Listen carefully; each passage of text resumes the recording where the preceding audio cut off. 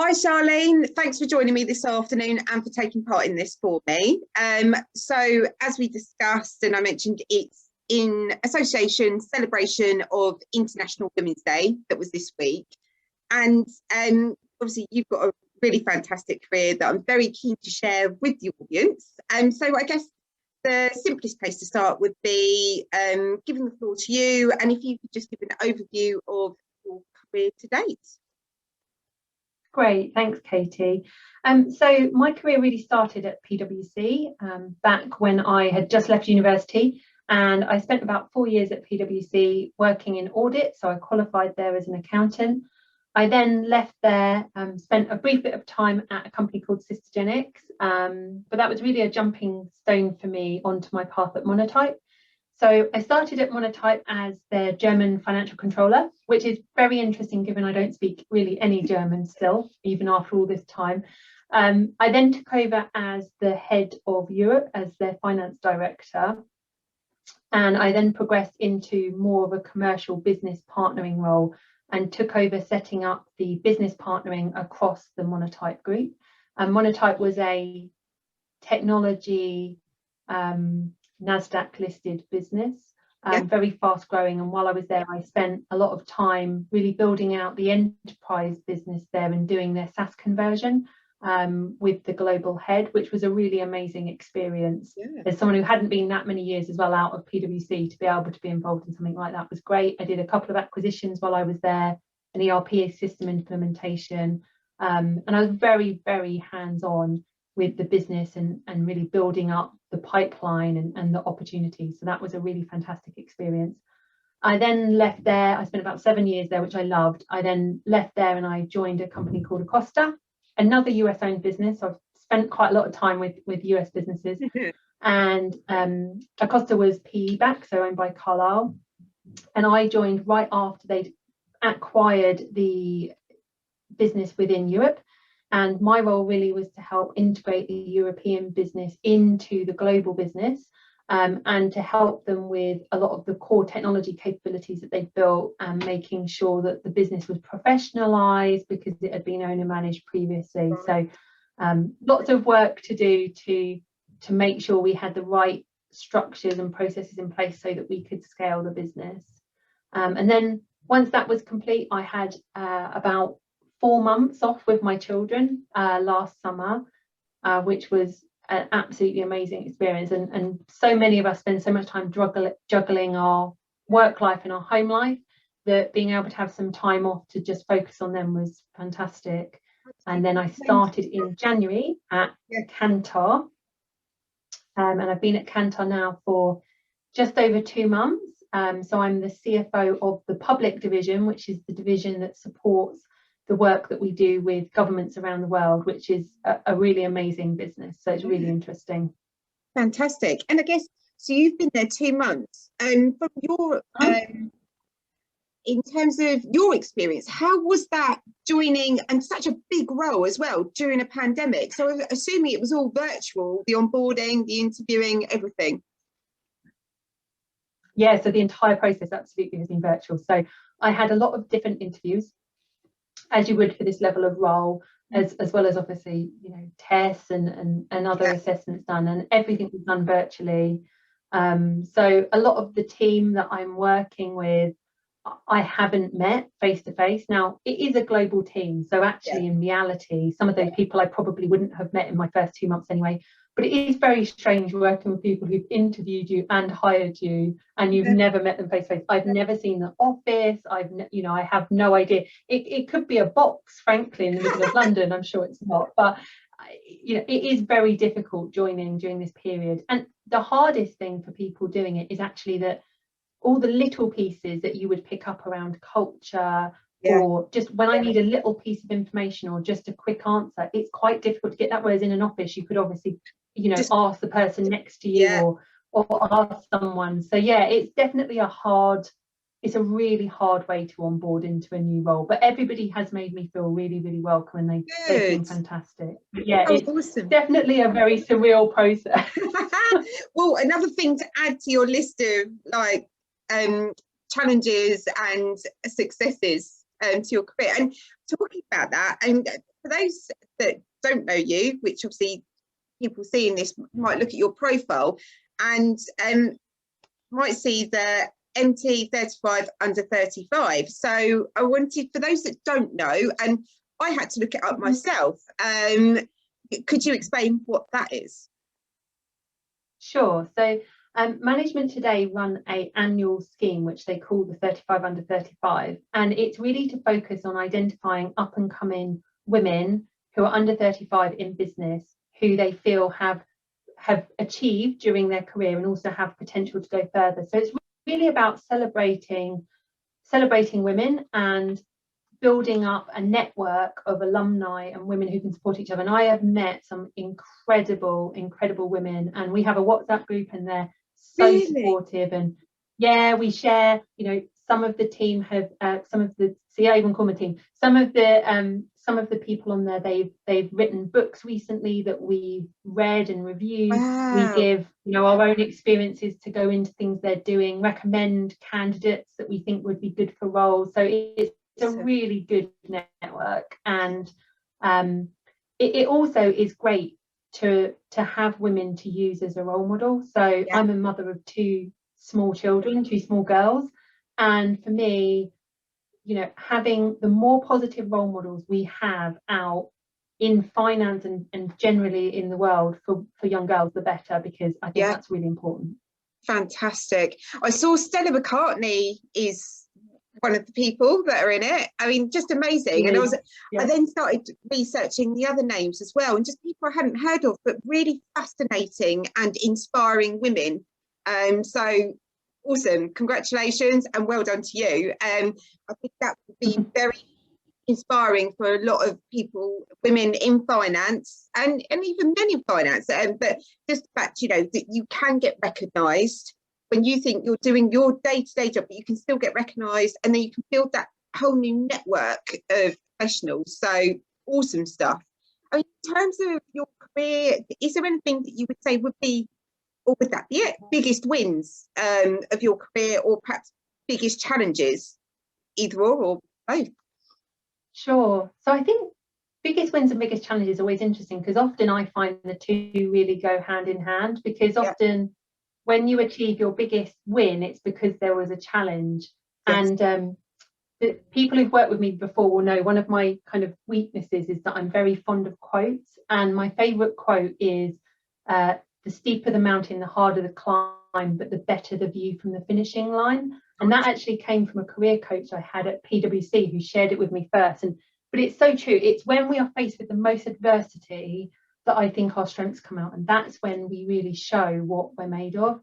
And so for me, probably one of my biggest challenges and wins was when I was at Acosta.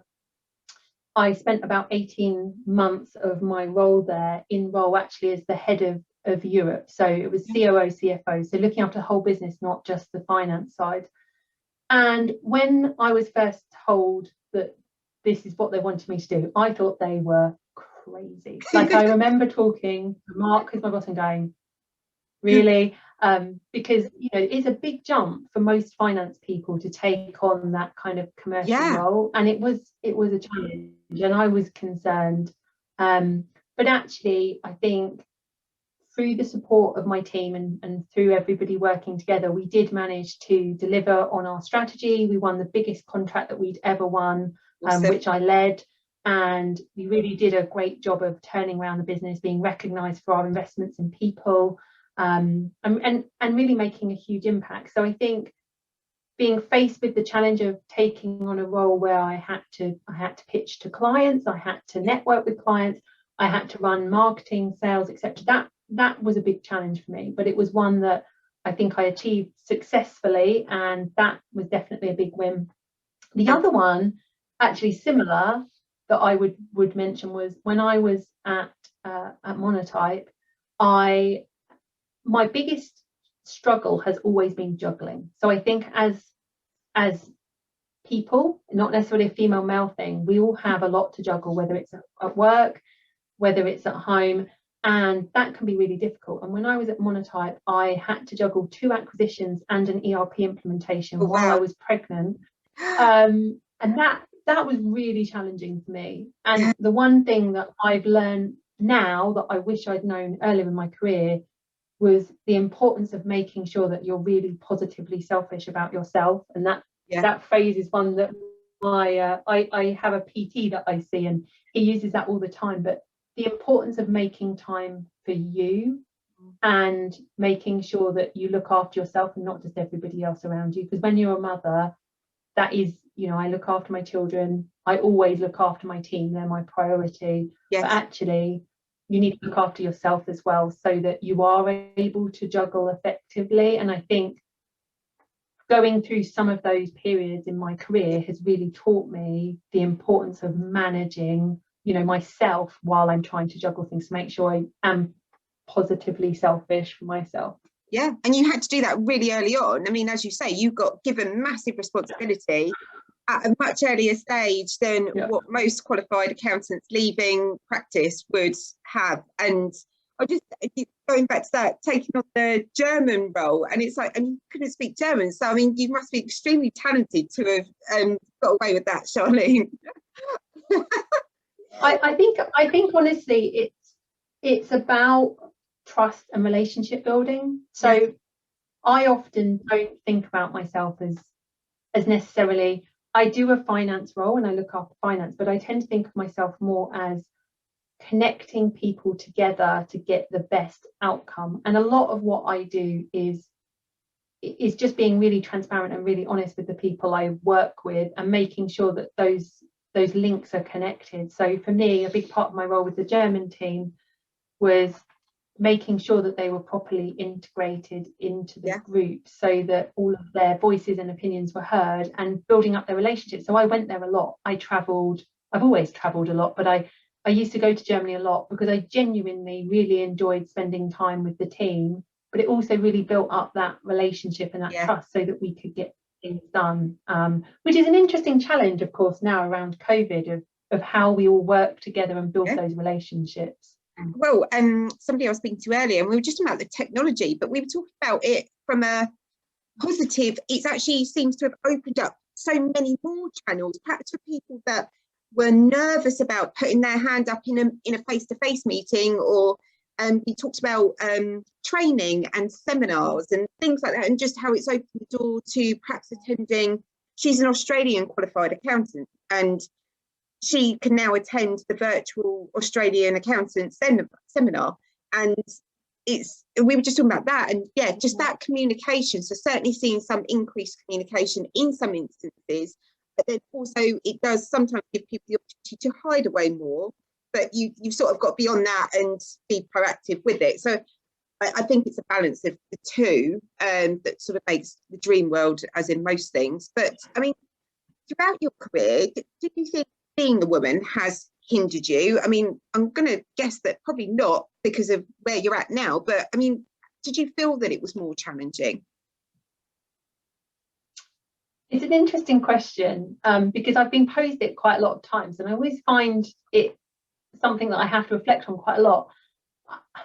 I think that I was very fortunate, and I will never say lucky because I've worked very, very hard, but I think I was fortunate that I had some really amazing mentors and managers who really, really supported me throughout my career. So when I was at Monotype, Scott Landers, who's now the CEO there, he was a fantastic role model for me and always really supported my development. And similarly, when I was at Costa, I had the same thing from Alejandro, who was the global CEO there. So that I have had a lot of people who have been incredibly supportive. But what's been interesting as well for me is they've always been male. So in my early years, it was my father, and when I went to work, it was the people that I worked with. And actually, I've never had that from a female. And my experience of women has been, I have met some really, really strong women that I've worked with.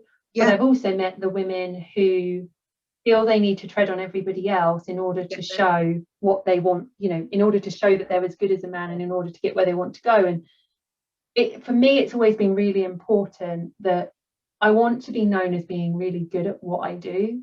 but I also want to be a really good role model for my children and for other women, and that doesn't mean stepping on top of everybody else. And I think sometimes women risk really misunderstanding what that means. You don't have to be like that to be successful, because I haven't been.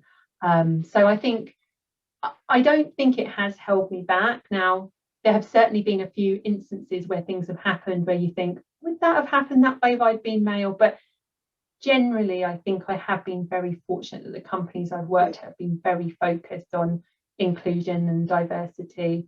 So on the whole, I think I've been very, very fortunate that I haven't been impacted.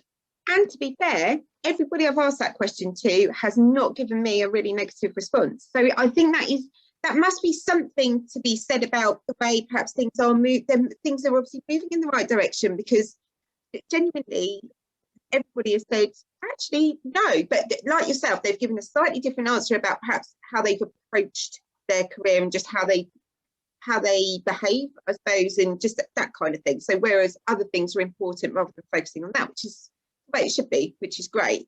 In terms of just your career, being an accountant, if you could wake up tomorrow and be something completely different, would you be?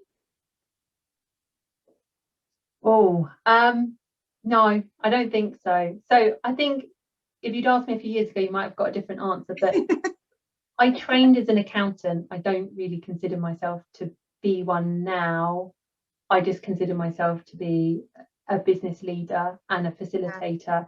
I think if you'd asked me a few years ago, I'd still probably have said I wanted to be a pilot, because that was always what I wanted to be. But I'm not sure they're that similar, really. But I think no, I think this is the right career path for me. And I come from a very long family history as well of accountants and CFOs. So I spent all my childhood saying, I'm not going to do the same thing as my dad, and I'm not going to be an accountant, but I still ended up being one. So. Oh, excellent.